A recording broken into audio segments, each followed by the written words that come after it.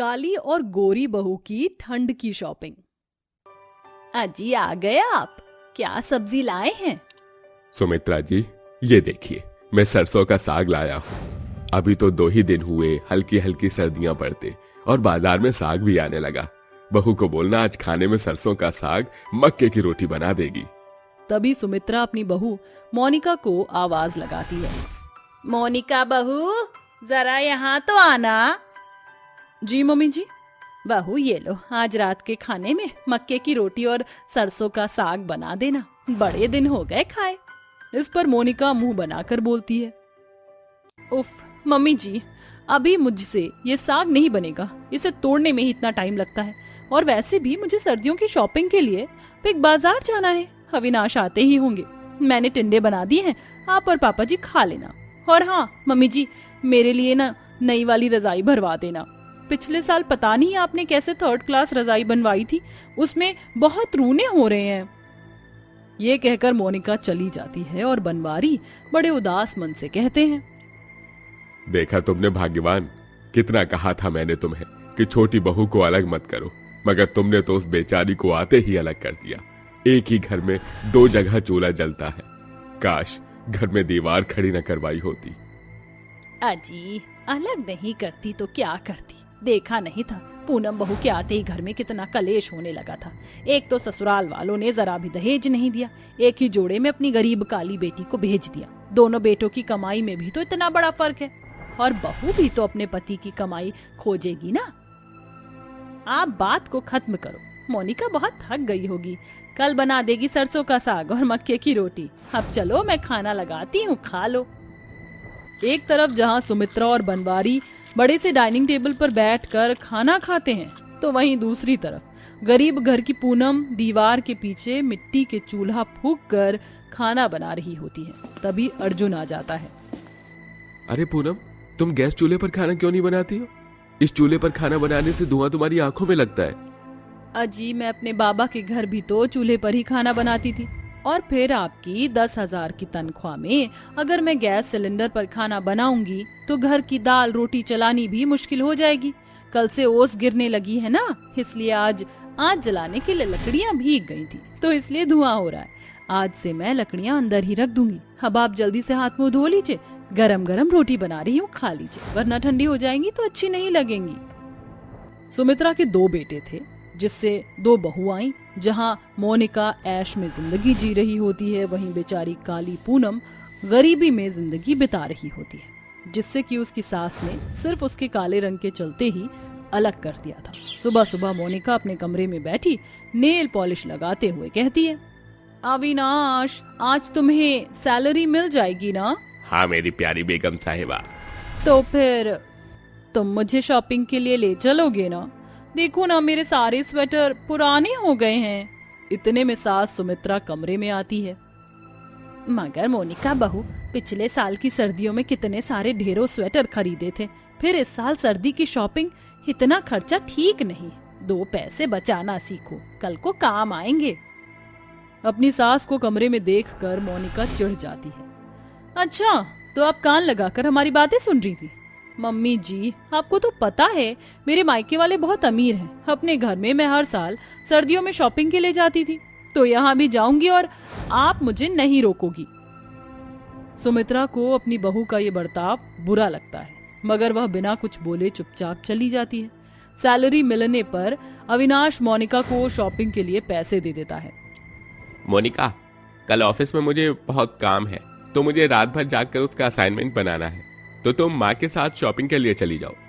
मोनिका अपनी सास के साथ शॉपिंग के लिए निकल जाती है। कुछ दूर चलने के बाद सुमित्रा कहती है, उफ मोनिका बहू, कितने कड़ाके की ठंड पड़ रही है, अब मुझसे और चला नहीं जाएगा, रिक्शा ले लो। आई बड़ी बुढ़िया रिक्शे पर जाएगी। हाँ, मैं क्यों पैसे लगाऊं, इन दोनों को खिला रही हूँ, ये क्या कम करती हूँ। मोनिका बिना कोई जवाब दिए सुमित्रा को भरी ठंड में पैदल चलाकर बाजार लाती है, जहाँ उसकी नजर एक बड़े से मॉल के अंदर टंगे सुंदर सुंदर स्वेटर पर जाती है। मम्मी जी चलिए वहाँ चलते हैं। OMG, just looking like a wow. इस साल की सर्दी में तो बहुत ही फैशनेबल स्वेटर मॉल में आए हैं। इसके आगे मेरे पुराने स्वेटर तो ओल्ड फैशन हो गए हैं। भैया ये दिखाना। ये लीजिए मैम। भैया इसमें ब्लैक या पर्पल कलर है क्या? नहीं मैडम, बस लास्ट ये एक पीस ही बचा है। ये स्वेटर सबसे ज्यादा बिका है। मैं तो वैसे भी गोरी हूँ, मुझ पर तो हर कलर सूट करेगा, इसे पैक कर दो। वाओ, ये स्कार्फ कितना सुंदर है। मोनिका अपने लिए बहुत से महंगे स्वेटर स्कार्फ खरीदती है। तभी सुमित्रा एक दुकान पर शॉल देखकर कहती है, मोनिका बहू देखो ना कितना सुंदर शॉल है, वो मैं कह रही थी मेरे लिए खरीद दो। ओफो सासू माँ, आपके पास इतने सारे शॉल हैं तो सही ठंड के लिए, मुझे जूते चाहिए, वो देखते हैं। बुढ़िया अपनी उम्र नहीं देख रही है, शॉल चाहिए, अभी दिलाती हूँ तुझे। हाँ। मोनिका अपनी सास की उदासी को अनदेखा करके अपनी ठंड की शॉपिंग में लगी होती है। तभी सुमित्रा पूनम को देखती है। पूनम बहू यहाँ क्या कर रही है? नहीं भैया, इसे थोड़ा और महंगा और अच्छा स्वेटर दिखाइए। ये लो बेटी, ये स्वेटर मखमल की ऊन का है, बहुत गर्म करेगा, 2000 का पड़ेगा। दे दीजिए भैया। वो भैया 10-20 के नोट हैं, ले लेंगे ना? लगता है स्वेटर खरीदने के लिए अपने पैसे जोड़े हैं। किसके लिए है ये स्वेटर? जी माँ के लिए। यह सुनकर सुमित्रा की गोरी बहू जी भर के उसके कान भरती है। देख लिया मम्मी जी, वैसे तो ये काली कलूटी बैंगन लूटी हमें कितनी गरीबी दिखाती है, और यहाँ बाजार में माँ के लिए ठंड की शॉपिंग हो रही है। अगली सुबह पूनम वह शॉल स्वेटर अपने सास ससुर को देती है। पूनम बहू आओ ना। बाबूजी, वो मैं आपके माँ जी के लिए ये शॉल और स्वेटर लेकर आई हूँ। मुझे और अर्जुन जी को बहुत अच्छा लगेगा अगर आप इसे पहने। पूनम बहू कल बाजार में ये ठंड की शॉपिंग मेरे लिए कर रही थी और मैं मोनिका बहू की बातों में आकर गलत समझ बैठी। पूनम शॉल स्वेटर देकर चली जाती है। ऐसे ही दिन बीतते हैं। सुमित्रा की गोरी बहू हर कुछ दिन पर ठंड की शॉपिंग के लिए बाजार जाती और बदल बदल कर स्वेटर खरीदती। तभी सुमित्रा और मोनिका बाजार जा रही होती है। तभी सड़क पर ठंड में कपकपाता एक गरीब इंसान कहता है, मैम साहब कुछ खाने को दे दो, थोड़े पैसे दे दो, बड़ी ठंड है। हाँ, कितना गंदा है रे तू, 2 कौड़ी का भिखारी। तेरी हिम्मत कैसे हुई मुझे टच होने की? बहुत देखे तुम जैसे गरीब जो सड़क पर बैठकर कांपने की एक्टिंग करते हैं। घमंड में आकर मोनिका उस गरीब भिखारी को धक्का दे देती है। तभी पूनम वहां आ जाती है। उसकी आंखों में आंसू होते हैं। मोनिका भाभी, इन गरीबों को देखकर आपको जरा भी दया नहीं आती? जरा एक बार देखिए इन गरीबों की हालत को। इन लोगों के पास ना तो रहने को घर है ठंड में, ना कोई ठिकाना, ना खाने को खाना। ऐसे में थोड़ी सी मदद से किसी गरीब की जान बच सकती है। ये लीजिए काका, ये कंबल आपके लिए। पूनम सड़क पर ठंड में रहने वाले गरीबों को कंबल बांटती है और खाना भी खरीद कर देती है, जिसे देखकर सुमित्रा कहती है, मैं हमेशा सोचती थी कि पूनम बहू तुम्हारे जितनी गोरी सुंदर क्यों नहीं मोनिका बहू, मगर आज मेरी आंखों ने एक चमकते हीरे को देखा है जो कि पूनम बहू है, जिसके दिल में गरीबों के लिए बड़ी दया है, जो कि तुम्हारे अंदर जरा भी नहीं। अपने घमंडी बर्ताव के कारण मोनिका अपनी सास से मान सम्मान खो बैठती है। सुमित्रा को अपनी काली बहू की कदर हो जाती है, जिसके बाद घर की दीवार तोड़कर सुमित्रा अपनी काली बहू का स्वागत करती है। आओ पूनम बहू, ये घर तुम्हारा है और तुम मेरे घर की लक्ष्मी हो। उस पल पूनम की आंखों में खुशियों के आंसू थे और मोनिका की आंखों में थी तो बस शर्मिंदगी। अगर कोई इंसान शक्ल से सुंदर है पर उसके मन में जरा भी दया नहीं, तो उसका सुंदर होना व्यर्थ है।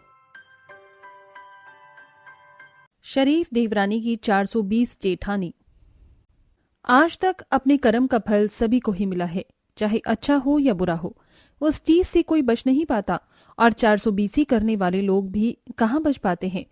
वो कहते हैं एक दिन उनका भी हिसाब होता है। कुछ ऐसा ही सुरेखा के साथ था। वो बहुत मासूम और सुलझे स्वभाव की थी। कुछ दिन पहले ही उसकी शादी हुई थी, लेकिन जेठानी संजना ने उसके साथ चालाकी करना शुरू कर दिया था, जिससे उसे पहली बार अपनी सास से डांट पड़ती है।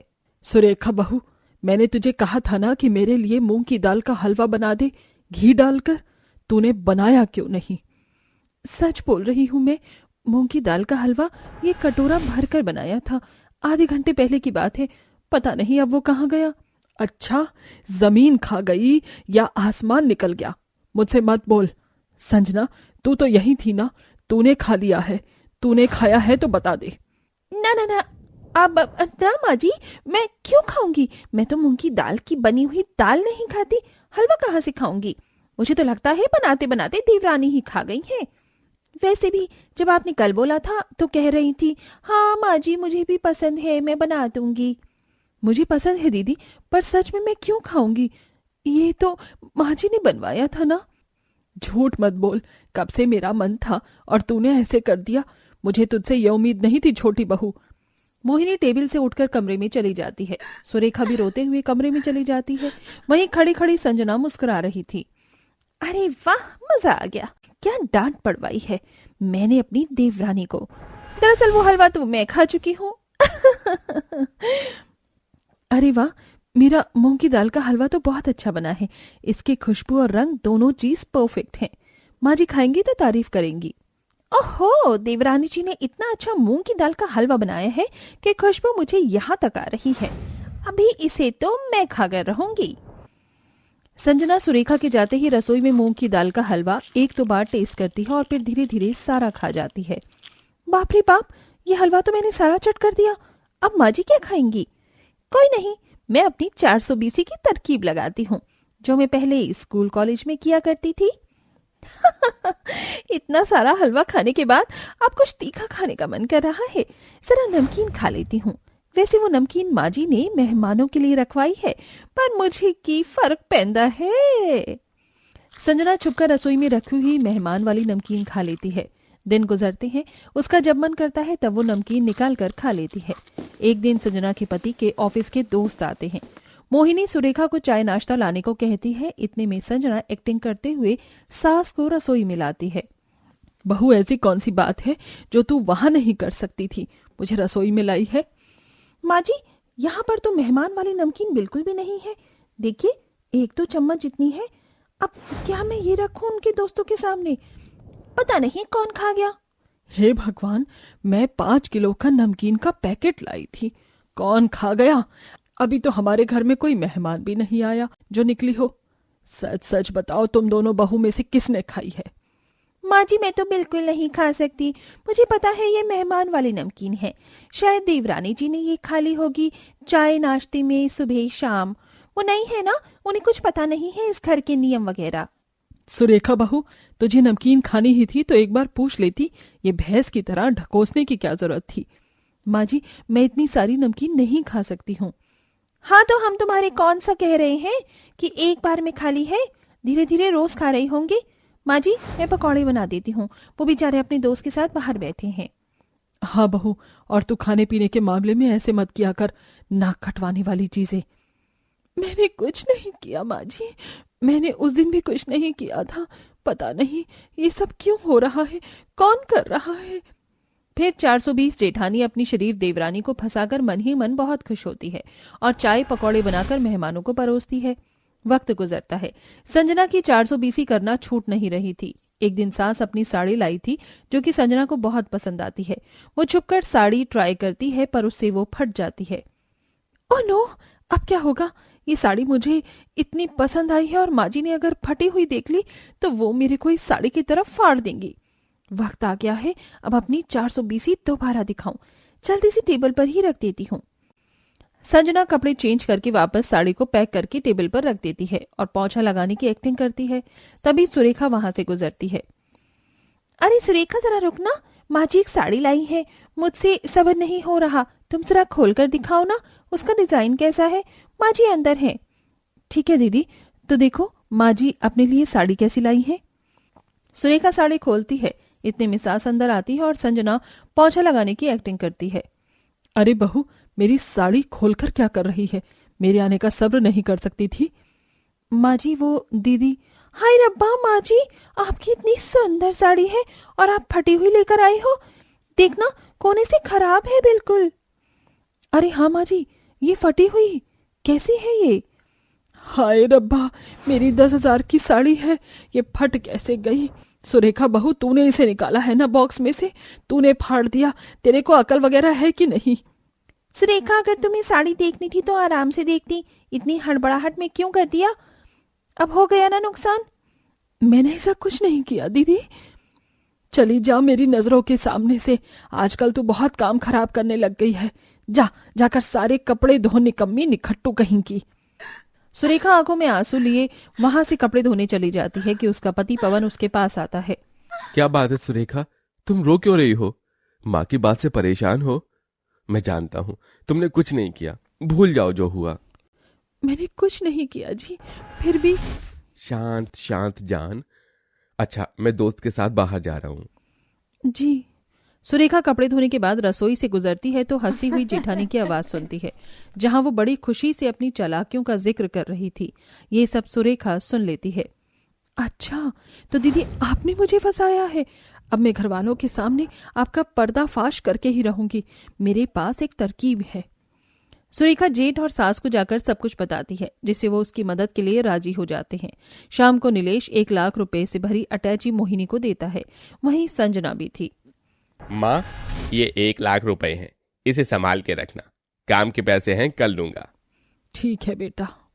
कुछ देर बाद सुरेखा जानबूझकर जेठानी के कमरे के बाहर फोन पर कहती है, क्या यार, वो लोग पैसों को डबल कर देते हैं। ये फ्रॉड तो नहीं है ना? अच्छा, तेरे भी 3 लाख को 6 लाख कर दिया और अब तो घूमने जा रही है। मैं भी करूंगी यार। एड्रेस क्या था? शनि बाजार, सामने जो बिल्डिंग है वहीं पर। ठीक है, ओके बाय। ये देवरानी जी क्या बात कर रही थी? अगर ये सच है तो मैं अपने जानू के 1 लाख को 2 लाख कर देती हूँ। फिर वो 1 लाख से मैं ढेर सारी शॉपिंग करूंगी। ये ठीक रहेगा। फंस गई अब मुर्गी। शाम को सास कमरे में सो रही थी, तभी संजना उसकी अलमारी से अटैची को निकालकर ले जा रही थी। माँ जी सो रही हैं, इतने में मैं पैसे निकाल कर ले जाती हूँ। जब डबल हो जाएंगे तो ये 1 लाख वापस रख दूंगी। संजना छुपकर पैसे लिए जा ही रही थी कि मोहिनी उठ जाती है और सारे घरवाले भी वहां आ जाते हैं। संजना बहू, तू मेरे बेटे के पैसे चुराकर कहाँ जा रही है? तुझे शर्म नहीं आती चोरी करते हुए? माँ जी आप अब तो सो रही थी। फिर वैसे संजना, तुम मेरे पैसे लेकर क्यों भाग रही थी? पैसे डबल करने के लिए? हाँ भाई साहब, दीदी 1 लाख के 2 लाख करने जा रही थी। तो तुम झूठ क्यों बोल रही हो? झूठ तो तू बोल रही है संजना। तुझे शर्म नहीं आती? तूने मेरी भोली भाली नई बहू पर इतना इल्जाम लगाया, उसे गलत ठहराया मेरे सामने। कितनी बार मैंने उसे डांटा और तू अपनी 420 करने से बाज नहीं आई। मन में इतना लालच आ गया कि तू 1 के 2 लाख करने चली थी, वो भी चोरी करके। क्यों? वो नमकीन हलवा तू खाती थी और इल्जाम छोटी बहू पर लगाती थी। ऐसे 420 करने वाले लोग मुझे अपने घर में नहीं चाहिए। इसीलिए बैग उठाकर चली जा यहाँ से। नहीं माँ जी, माफ कर दीजिए, मुझसे बहुत बड़ी गलती हो गई। अब मैं ऐसी 420 चालाकियां कभी नहीं करूंगी। देवरानी जी माफ कर दीजिए, मुझे घर से नहीं जाना, प्लीज माँ जी। संजना को अपनी 420 करने का नतीजा मिल जाता है। देवरानी भी उससे पछतावे को देख गले से लगा लेती है। इसके बाद दोनों देवरानी जेठानी प्यार से घर में रहने लगती हैं।